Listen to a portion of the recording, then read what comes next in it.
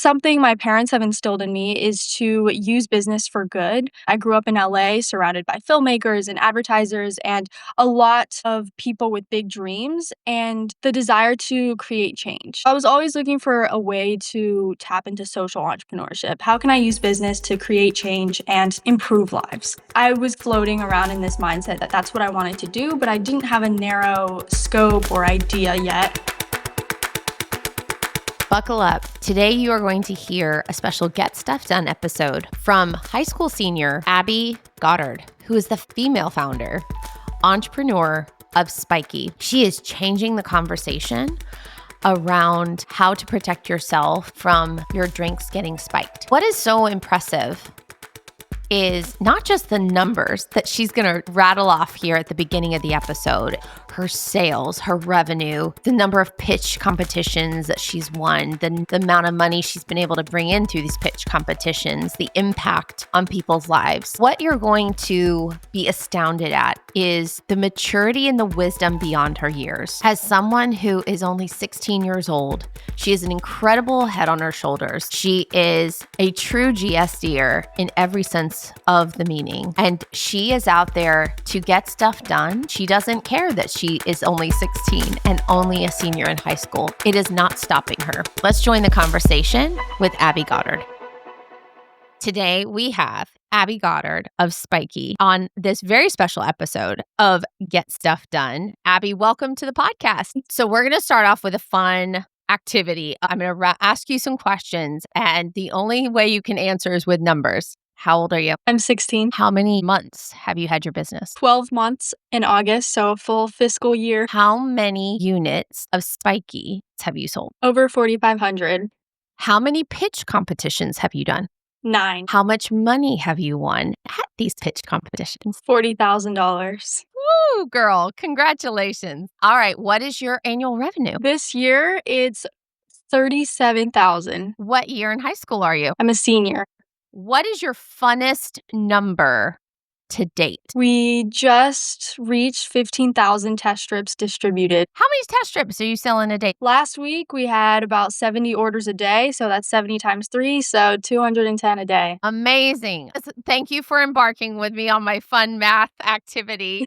Such impressive numbers. As a young adult, you are doing incredible things. You are getting stuff done, which is why I wanted to have you here on the GSC Factor podcast. We were introduced because I have the honor and privilege to mentor at Williamson County School's Entrepreneur and Innovation Center. And that is one of the places that you are a part of as Williamson County School program. I'm excited for our listeners to be able to hear about you as a female founder, an entrepreneur, at 16 years old, and to hear about what you're doing and why you're doing it. So let's dive in. What is Spikey? Spikey is a keychain that's equipped with clinical grade test strips that can detect common drink spiking drugs in seconds. We've partnered with a pharmaceutical company, and our test strips can detect GHB, ketamine, and other amine-based drugs in just 15 seconds. Drink spiking is a huge problem here in Nashville, in the bars, and in college campuses across America, and I wanted to do something to make sure people were safe. Incredible. What drove you to this? What is the why that is driving your passion? I've always wanted to be an entrepreneur. I grew up watching Shark Tank.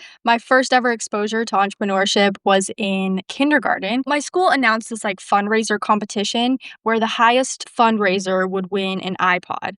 And my parents are very tech averse parents. I had no iPad or no phone or anything. And so this iPod is going to be the end all be all. And I'm going to get it. I looked around my house for things to sell and potential business ideas, and I saw my grapefruit tree. My first ever business was a grapefruit stand right outside my house in Los Angeles. I picked pretty much every grapefruit off the entire tree and sold over $700 in a weekend. Ever since then, I love being a side hustler. I love pitching to people, selling to people, creating new products. I really want to be an entrepreneur. Something my parents have instilled in me is to use business for good. My parents are both advertisers, and I grew up in LA surrounded by filmmakers and advertisers and a lot of people with big dreams and the desire to create change. I was always looking for a way to tap into social entrepreneurship. How can I use business to create change and improve lives? That sounds cliche. I was kind of just floating around in this mindset that that's what I wanted to do, but I didn't have a narrow scope or idea yet until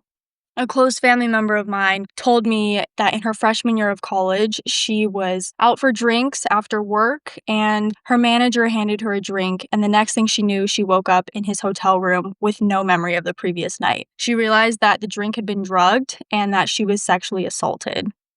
That moment stayed with her for years, and it affected her years into her career, and I realized she wasn't even in a high-risk situation. She wasn't at a party, she wasn't at a bar, she wasn't with people her own age. For something like this to happen to someone in her freshman year of college, that kind of ruined all the stereotypes in my head of what drink spiking victims look like. Initially, when I heard her story, I wasn't thinking, how can I turn this into a business? I was thinking, how can I prevent this from happening to myself 2, 3 years later? I went down this wormhole on Google. I looked at solutions, what people were bringing to bars to protect themselves with, little safety devices, and I found that really the most common drink safety tool was a lid that you put on your drink. I thought that can easily be removed, and it's so obvious. If I were to go out with someone, let alone my coworkers or manager, if I put a lid on my drink, it seems like I'm suspicious, and it gives off this very closed off vibe. I live in Nashville, very close to Vanderbilt and Belmont, so I just walked on campus and I asked students, "What would you be comfortable bringing to a party? What are your items that you never leave the house without?" It's always phone, keys, and wallet. I thought, well, a safety device should be as simple as one of those three things. So I started prototyping. I looked on Amazon for small personal safety devices. I found keychain alarms, maces, pepper spray, and I realized whatever I do has to be as small, discreet, and cute, something that doesn't look like a drug test at all. And I also realized most of the other products out there are targeting preventing anything from going into the drink. It's a lid, it's a sticker. But over 90% of these drink spiking cases go unreported because there's no physical proof. If I'm spiked because someone took off my lid, I have no proof and I can't charge my offender as easily as if I had a test strip. I reached out to a lot of pharmaceutical companies. I probably cold called 15 or 20 before landing my ideal partner. They had this chemical technology that could detect common drink spiking drugs in just seconds with a color change. I figure that's easy enough for anyone to use and interpret the results. I reached out to them and we partnered, and that's how Spikey started. You took a situation and said, how can I take action? You listened, you said, how can I prevent this from happening to others? How can I prevent this happening to myself? Then you put on your entrepreneurial hat and said, I need to do this customer discovery. I need to have these conversations because business is business. People are either going to buy it or they're not going to buy it. And you were spot on with your customer discovery and asking the students on our Nashville University campuses. And I think that customer discovery is the foundation of successful business owners, and knowing, is there a fit here? And then would someone buy it? Really commend you for that. So talk to me though, the statistics around drink spiking. I'm a huge advocate of education and awareness to really amplify the story and amplify the why. So every year in America, there are over 500,000 sexual assaults. It's estimated that around 75% of them were committed when the victim was either under the influence of drugs or alcohol. As far as drink spiking alone, it's really hard to estimate how much of that is being done because over 90% of cases are unreported. Most victims are in college, they might be underage, they might feel guilty and in a position where if they were to seek help, they would get themselves in trouble. So it just fosters that cycle of it happening over and over again, of offenders being enabled to keep doing it because they're not held accountable. It doesn't only lead to sexual assault, and it doesn't only happen to women. I think that's a common stereotype I have to debunk a lot of the times is drink spiking more and more common is happening to men and leading to identity theft, where if I'm under the influence, you can take my phone, unlock it, and Venmo yourself a bunch of money, or Venmo or send yourself all of my personal information and then blackmail me that way. Those are the main statistics. There are a lot of small studies that have been done in universities across America. We see more drink spiking cases in schools where Greek life is really prevalent. Some universities say that 1 in 3 women have been spiked. Others say it's 1 1 in 13 women and 1 in, 20 men. I see different statistics all over, so it's hard to report accurately, but we know that what we see in the media is just the tip of the iceberg. What are some of those stories that you can share with us that really drive home the importance of what you're bringing to the market? Ever since we started posting on TikTok, which is about 1 month ago, we have been able to reach a lot more people beyond our immediate market here in Tennessee. I've had DMs from people in London, Sydney, Australia. I got an order from Alaska the other day, which is crazy. I'm constantly getting DMs of people saying they knew drink spiking was occurring and they didn't know how to protect themselves besides just spreading awareness. And Spikey is a lot more than just a product. We're trying to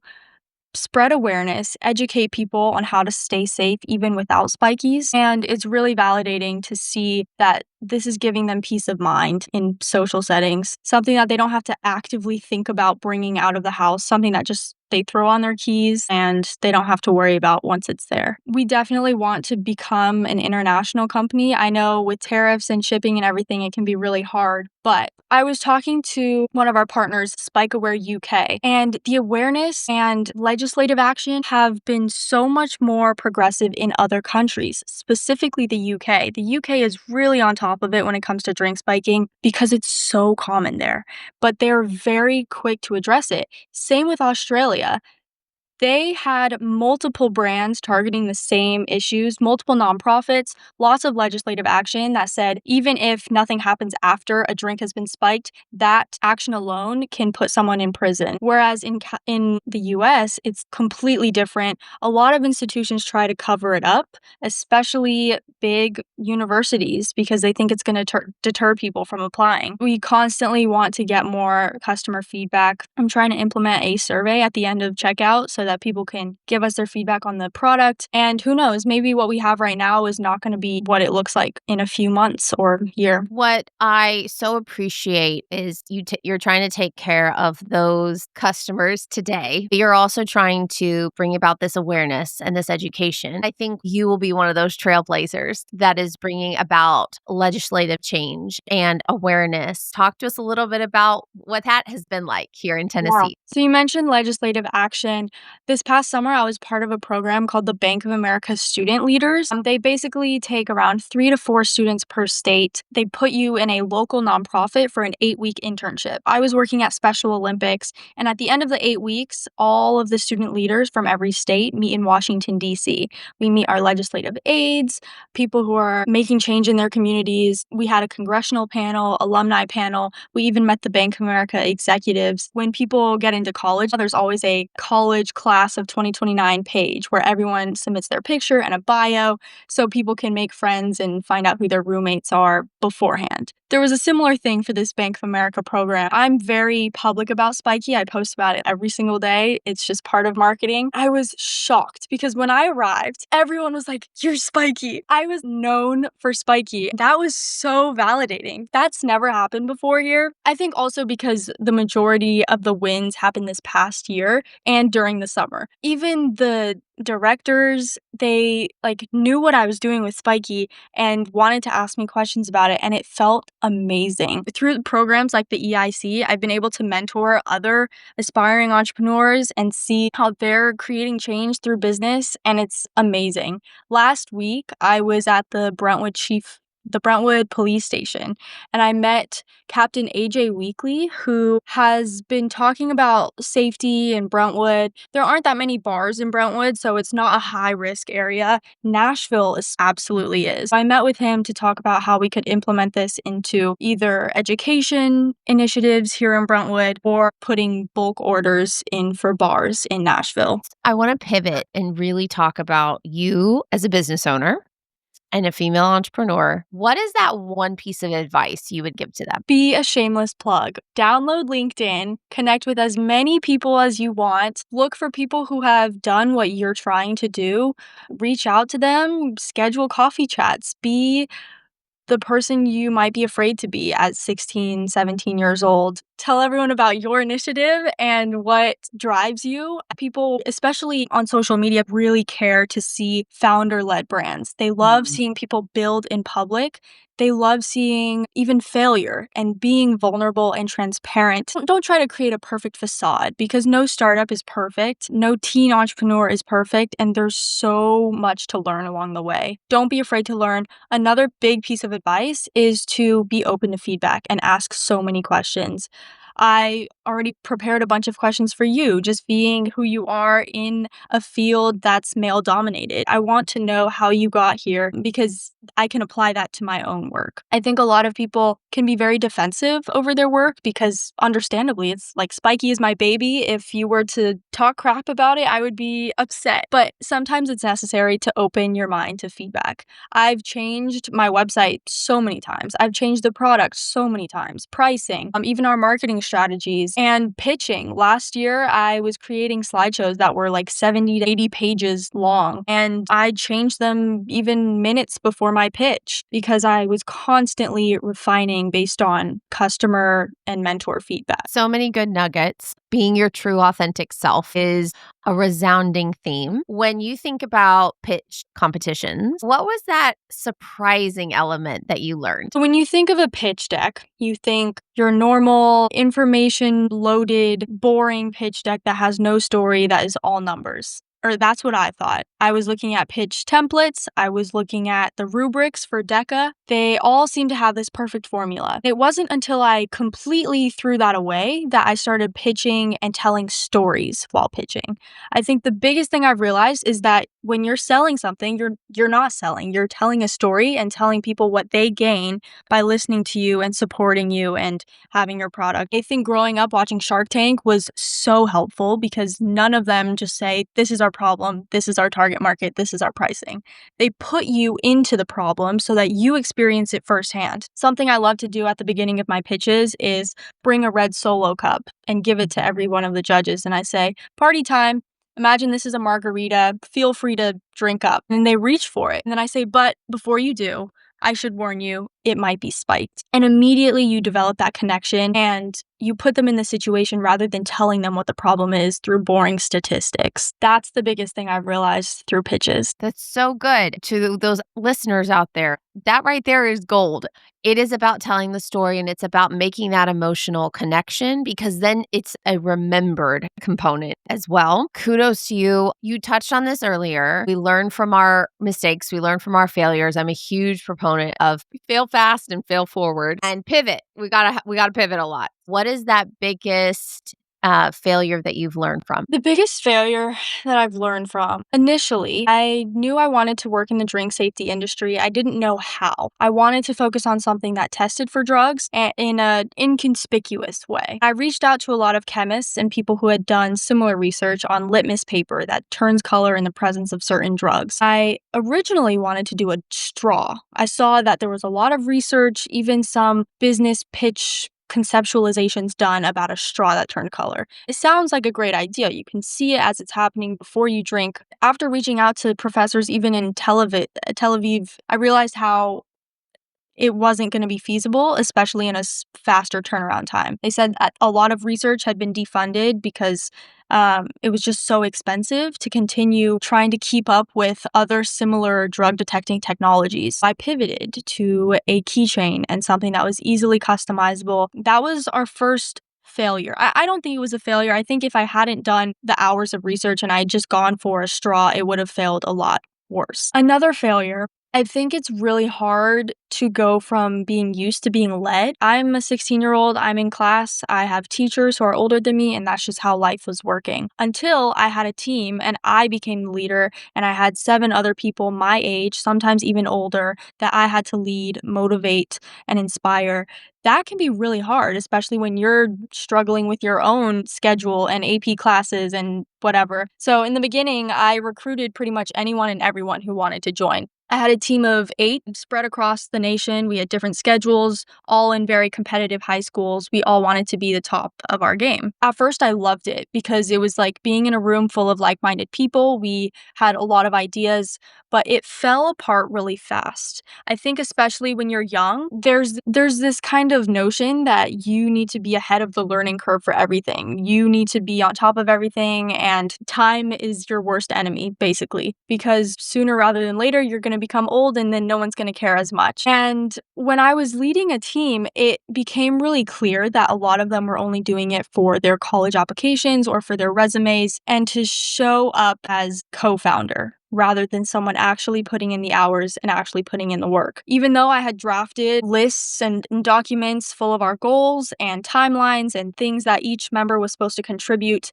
I felt like I was the only one doing any work. I was putting in 4 or 5 hours and then another 2 hours to write out what everyone else should be doing. And it fostered a pretty negative, toxic spirit. I also was a chronic people pleaser before. I really cared so much about protecting everyone's feelings, especially because I thought that's what good bosses and CEOs did, is create a bubbly, fun, collaborative environment. But that failed fast because I let a lot of mediocre work slide and I wasn't honest about what I felt about my peers' work. They weren't honest about what they felt about my work. So there was just this kind of sugar-coated fake work ethic that I developed. And so since then, I've had to downsize multiple times. It's just me now, pretty much. I have a brand ambassador program and we have high schoolers and college students creating content for us, which has been so much easier than having a full C-suite. It allows me to learn what I need to learn before hiring other people while still having the help of other people who want to contribute to the mission. I'm excited to one day lead a team successfully.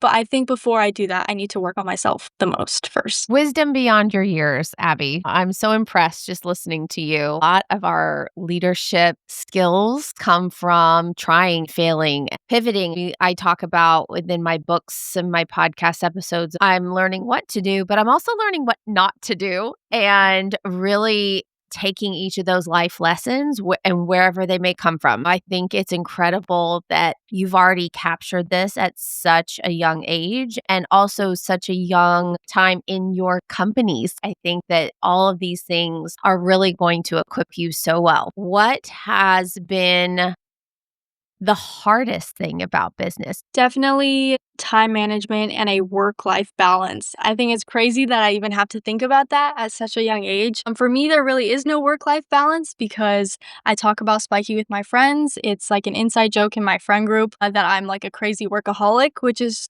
true. Dealing with anxiety and mental health as well in a competitive time in my life. College applications have just opened, but I'm still running the business and I'm still focusing on the mission has been really hard. And before Spikey, I was a competitive classical pianist and that was my sport. I did 7 to 8 competitions a year. So I've always been very competitive, always very intensely working at something. I'm actually writing my personal statement right now for college, and basically it's about how I learned to storytell through a different medium. First, it was through piano, telling history, telling composer stories through classical music, but now it's telling victim stories and stories of sexual assault survivors to prevent something from happening or to create change. It's kind of that shift. But in terms of my schedule, it's always been intense, and sometimes it can be really debilitating to know that I have to wake up today and go to school and have 3 meetings after school and then work on my college applications and then make time to like breathe. I like to call it work-life family integration. I personally believe that trying to achieve work-life balance is just not even possible. And it can look different now for you. It can look different in 5 years. It could look different in 10 years. From one that has always done a lot, right? Lots of irons in the fire. I've always worn lots of hats. That work-life integration is just something where you take a moment and you look at your life and you go, okay, what can I do now? What can I do next? What can I do later? There will be various seasons that happen with this, but taking that integration aspect and going, today's going to be a little heavier on the Spikey side, or today's going to be a little heavier on the school side, or today's going to be a little heavier on the college application side, and being able to kind of ebb and flow with it. We can't do everything in a day. And this is a burnout victim speaking with experience. But when you think about your life and ebbing and flowing, you'll find those moments of integration. It comes with practice. What I would also say to you is enjoy your senior year. I think that you are such a successful business owner and you are doing amazing things and getting stuff done. But don't forget to pause. Don't forget to be present and to enjoy, because you'll never be a senior in high school again.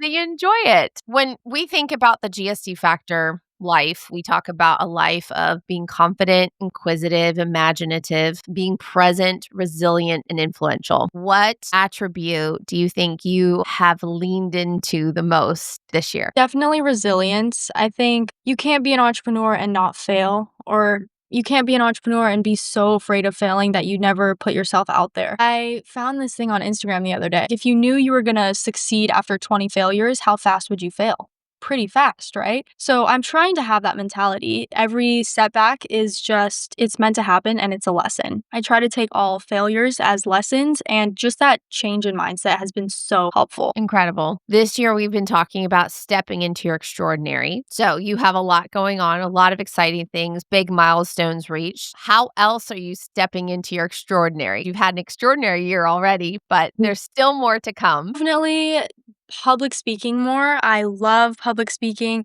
Before it was just for pitching, but now I'm trying to show up to as many safety seminars as possible and college events just to share my story. I'm trying to work on myself a lot as well. I think being an entrepreneur and having a lot of ambitions at a young age can be really different than what you're used to in terms of your peers. Sometimes it can be lonely because I am on this path and I have these dreams that really no one else is like understanding. I think at the beginning when I said I want to be an entrepreneur, everyone was like, oh, that's nice, that's fun. Doesn't everyone?